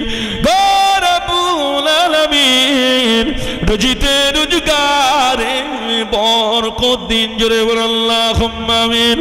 আর একটু জোরে বলুন আল্লাহুম্মা আমিন। দাঁড়িয়ে দিবে আল্লাহ। জি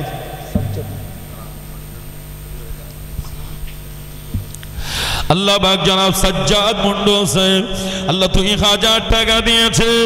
রব্বুল আলামিন আল্লাহ পাক বংশের ভাই মুরব্বিদের কবরের আযাব মাফ করে দিন। আল্লাহ মাই মুরব্বিদের কবরটাকে জান্নাতের বাগান করে দিন আল্লাহ, কবরে সুখে রেখে দিন, শান্তিতে রেখে দিন আল্লাহ। 2000 টাকা দিয়েছে, দয়াময় দয়া করে আল্লাহ দান কবুল করে নিন রব্বুল আলামিন।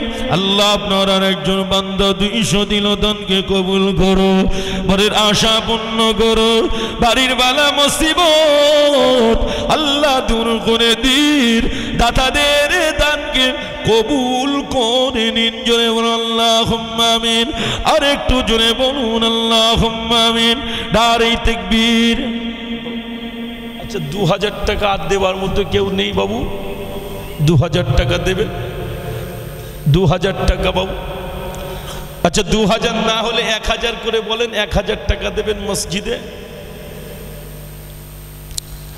আল্লাহ কবুল করেন। 1000 টাকা দেওয়ার মতো নেই? 1000 টাকা আল্লাহ কবুল করে দেন, মনের আশাকে আল্লাহ পূর্ণ করে দেন। আব্বা মায়ের নামেতে বলেন, আব্বা চলে গিয়েছে, মা চলে গিয়েছে, দাদুজান দাদিমা, তাদের নামেতে বলেন, আল্লাহ কবুল কর। 1000 টাকা দেওয়ার মতো কেউ আছে? 1000 টাকা দেবেন আল্লাহর ঘর মসজিদের জন্য বলছি বাবু।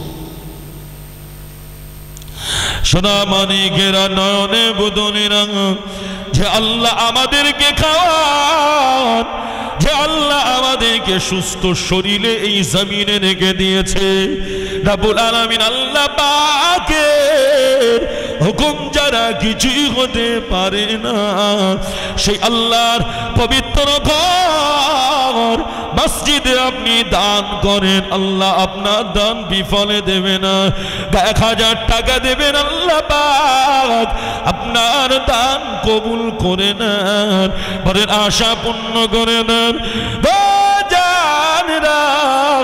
যুবকেরা, মুরব্বিয়ানেরা, কঠিন বিমারিতে কত পয়সা চলে যায়, 1000 টাকা যদি আল্লাহর ঘরে দেন, বেদান বেকার যাবে না, বিফলে যাবে না, আল্লাহ কবুল করে নেবে। কিয়ামতের কঠিন দিনে ময়দানে মাশারে আল্লাহ আপনার দান দাসাদের ওসিলা করে দেবে।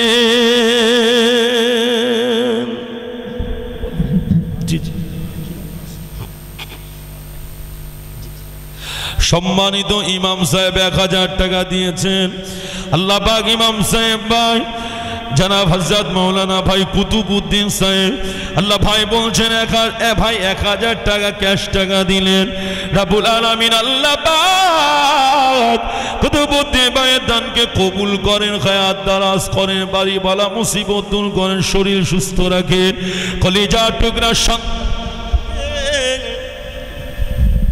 ফুলে পড়ে গেল, কলিজার টুকরা সন্তানকে আল্লাহ মুকাম্মাল হাফেজে কোরআন করেন, হাক্কানি আলেম করেন। আল্লাহ এর নেই টেস্ট নেই না কি কি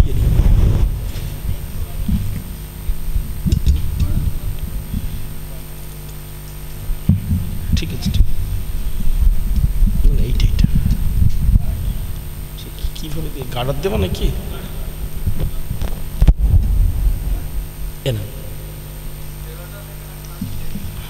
আল্লাহ বা কবুল করেন, মনে আশা পূর্ণ করেন। আল্লাহ জানাব কুতুবউদ্দিন ভাইয়ের দান আল্লাহ আপনি কবুল করে নিন, বাড়ি বালা মুসিবত দূর করে দিন, শরীর সুস্থ রাখুন। আল্লাহ দিন সিলসিলা খিদমত করার তৌফিক দিন, আল্লাহ দিন ইসলামের খিদমত বেশি বেশি করে করবার মতন তৌফিক দিন রব্বুল আলামিন। আল্লাহ পাক আপনার দাতা বান্দারা আল্লাহ পাক যেভাবে দান করছেন, আল্লাহ যে যেমন দিয়েছে তেমন নাকি দাতাদের দানকে কবুল করে নিন। জোরে বলুন আল্লাহুম্মা আমিন, আর একটু জোরে বলুন আল্লাহুম্মা আমিন। দাঁড়ি দিবে। আচ্ছা 1000 টাকা করে দেওয়ার মতো কেউ নেই? 1000 টাকা দেবে, এখন না থাকলে নামটা লেখাবেন, আল্লাহ কবুল করে। কথা বুঝতে পেরেছেন? 1000 জি জি আল্লাহ পাক আপনার এক বান্দা নিজামুদ্দিন, আল্লাহ পাক আপনার এক বান্দা রিয়াজুল ইসলাম সাহেব, আল্লাহ বড় বিমারি আছে, আল্লাহ বিমারি থেকে শিফা দিন। 1000 টাকা দিয়ে আল্লাহ দানকে কবুল করে নিন। রব্বুল আলামিন আল্লাহ পাক রব্বুল আলামিন আল্লাহ 1000 টাকা দিল, দানকে কবুল করো, মনের আশা পূর্ণ করো, বাড়ির বালা মুসিবত দূর করে দিন, দুষ্টু জিন দুষ্টু মানবের আসর থেকে আল্লাহ আপনি আপনার হাফিজ নামের ওসিলায় হেফাজত করুন। আল্লাহ জনাব রিয়াজুল সাহেবের বংশের মাই মুরব্বীরা যে যেখানে কবরবাসী হয়ে গিয়েছে, রব্বুল আলামিন আল্লাহ পাক বুড়াদের কবরের আযাব মাফ করে দিন। জোরে বলুন আল্লাহুম্মা আমিন। আর একটু জোরে বলুন আল্লাহুম্মা আমিন। দাঁড়িয়ে দিবে ছোট এক বাচ্চা ছেলে 500 টাকা দিয়ে গেল, দানকে কবুল করুন, হায়াতকে দারাজ করুন, বাড়ির বালা মুসিবত দূর করে দিন। রব্বুল আলামিন আল্লাহ পাক ওই ছোট বাচ্চাটির হায়াতকে দারাজ করে দিন, উচ্চ শিক্ষায় শিক্ষিত করুন, বেরেনকে সাফ করে দিন, বংশের গৌরব করুন, বাবা বের কলিজাকে ঠান্ডা করে দিন। জোরে বলুন আল্লাহুম্মা আমিন। যুবকেরা মুরব্বীরা কেউ বাদ যাবেন না বাবা, 1000 করে টাকা একটু নামটাকে লেখান, আপনার দান বেকার যাবে না। এটা আপনার জন্য কাল কিয়ামতের মাঠে ময়দানে মাহশরে আপনার সঙ্গী হয়ে যাবে। 1000 টাকা একটুখানি বলেন, আল্লাহ কবুল করেন। কিয়ামতের কঠিন দিনে আল্লাহ আপনার নাজাতে ওসিলা বানিয়ে দেন। ব্যবসা বাণিজ্যে গাই রোজগারে আল্লাহ বরকত দেন। জোরে বলুন আল্লাহুম্মা আমিন। আর একটু জোরে বলুন আল্লাহুম্মা আমিন। নারে তাকবীর। বলেন বাবু 1000 টাকা। জি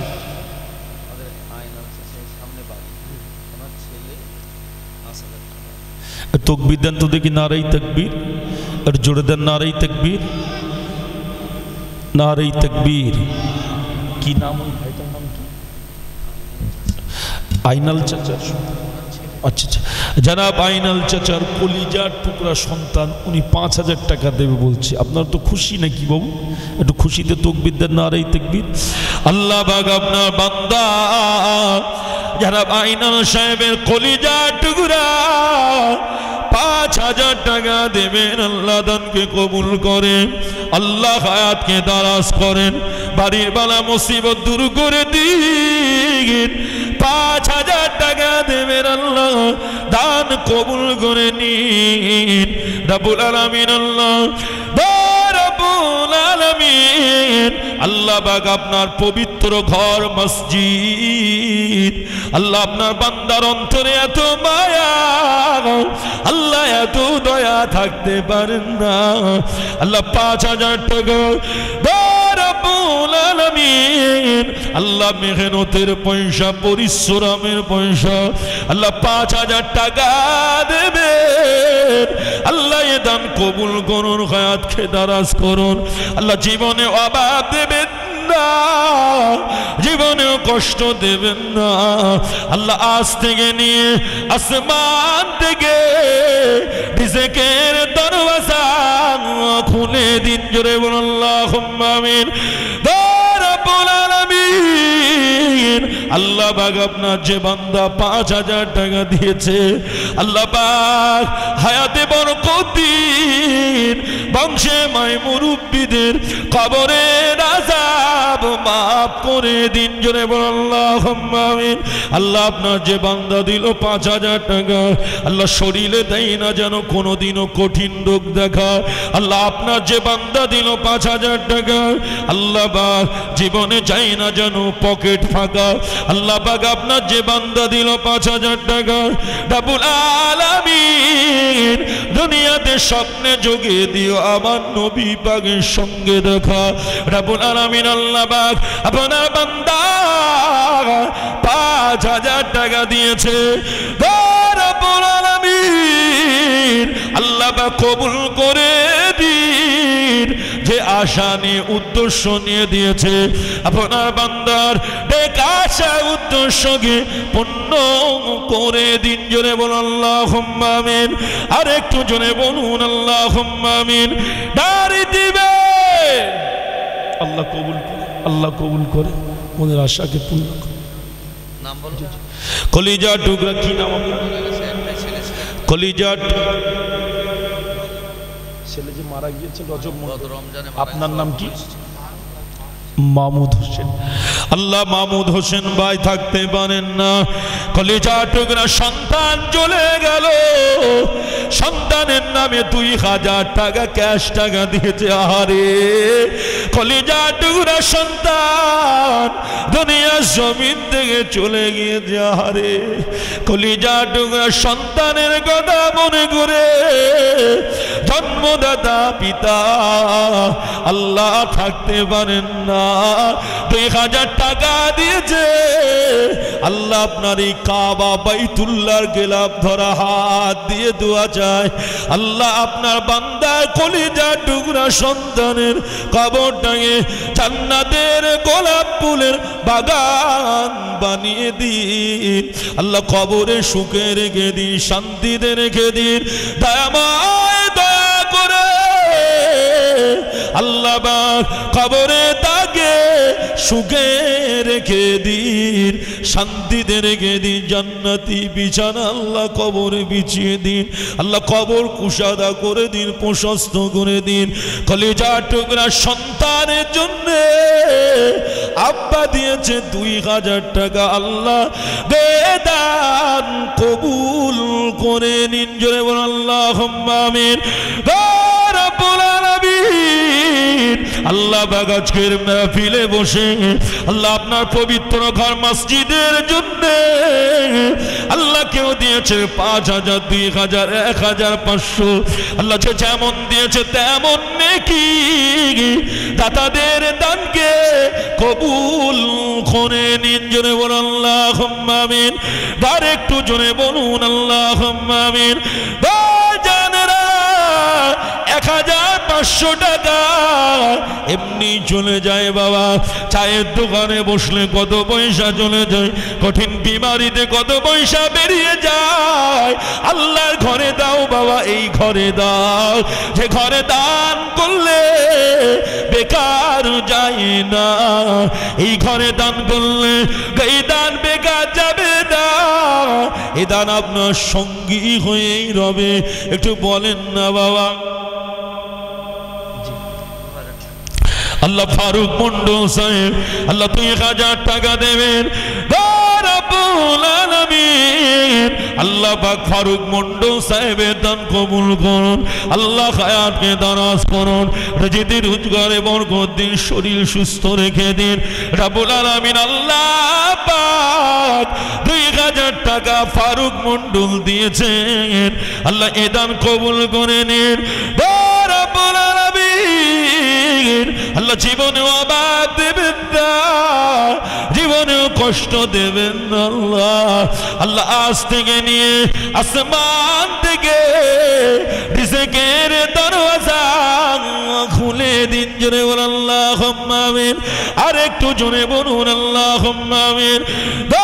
আমার মুরব্বী আব্বারা, ভাইয়েরা, বোনেরা, বেটিরা একটু দেন মা। আল্লাহ আপনাদের দানকে কবুল করেন, মনের আশাকে পূর্ণ করেন।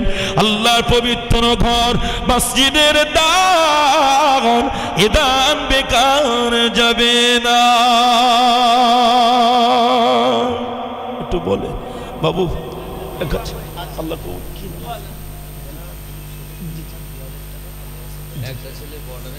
আচ্ছা চাকরি করেন আল্লাহ বা কলিজা টুকরা সন্তানের আল্লাহ 2 জনের নামে আব্বা দিয়েছেন আল্লাহ 2000 টাকা আল্লাহ কলিজা টুকরা সন্তানের জন্য আল্লাহ 2000 টাকা আব্বা দিয়েছেন আল্লাহ আল্লাহ কলিজা টুকরা সন্তানদেরকে আল্লাহ আপনি ভালো রেখে দিন সুস্থ রেখে দিন আল্লাহ তাদের হায়াতে বরকত দিন আল্লাহ বিপদ আপদ বালা মুসিবত থেকে আল্লাহ হিফাজত করুন জোরে বলুন আল্লাহুম্মা আমিন আর একটু জোরে বলুন আল্লাহুম্মা আমিন তাকবীর দেন নারে তাকবীর নারে তাকবীর নারে তাকবীর সিলসিলায়ে ফুরফুরা শরী সিলসিলায়ে ফুরফুরা শরী বসিরহাট মাওলানা বাগ দরবার শরী বসিরহাট মাওলানা বাগ দরবার শরী মহামান্য হুজুর কিবলা মহামান্য হুজুর কিবলা নারে দিবে নারে দিবে औलादे अल्लामा हुजूर किबला औलादे अल्लामा हुजूर किबला बशीरहाट मौलाना बाग दरबार शरीफ नारे दिबे दरबार शरीफ থেকে হুজুর কিবলা এসেছেন মা চলে গিয়েছে মায়ের নামে দেখেছেন আব্বা মা বড় নিয়ামতের জিনিস আব্বা মা বাবু অনেক মানুষ আছে আব্বা মাকে দেখে না তাদের কাছে তাদেরকে সম্মান করে না অন্য জায়গায় ছুটছে ঠিক বলছি না ভুল বলছি আল্লাহ ওয়ালাদের কাছে যাবেন ভালো জিনিস দোয়া নেবেন ভালো জিনিস কিন্তু আব্বা মাকে বাদ দিয়ে নয় ঠিক বলছি না ভুল বলছি কাকে বাদ দিয়ে নয় আব্বা মাকে কলিজার টুকরা সন্তান দেখেন মায়ের নামে দিয়েছে আব্বা মা বড় নিয়ামতের জিনিস যাদের চলে গিয়েছে তারা জানেন ওই জিনিস আর হবে না হবে বা তুমি কি জিনিস বিশাল এই ভুবনে যখন দেখি তোমার মুখ দুঃখ থাকে না মনে বা তুমি কি জিনিস বিশাল এই ভুবনে যখন দেখি তোমার মুখ দুঃখ থাকে না মনে 10 মাস 10 দিন ধরে গর্বে রেখেছিলে কতই কষ্ট করে এই ভুবনে আনিলে সেই মা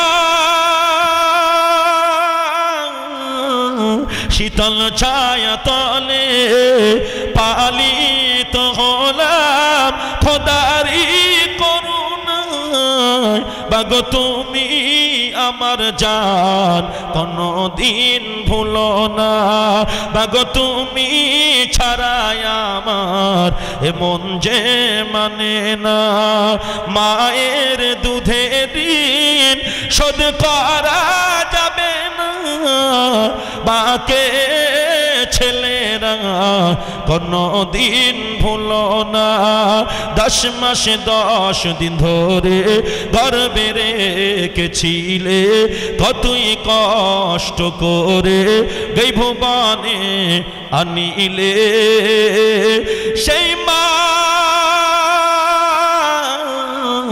শীতল ছায়া তলে পালিত হলাম খোদারি করুণায় পালিত হলাম খোদারি করুণায় বাগো তুমি আমার জান কোনদিন ভুলো না নারে তাকবীর মায়ের নামে দিয়েছে 500 টাকা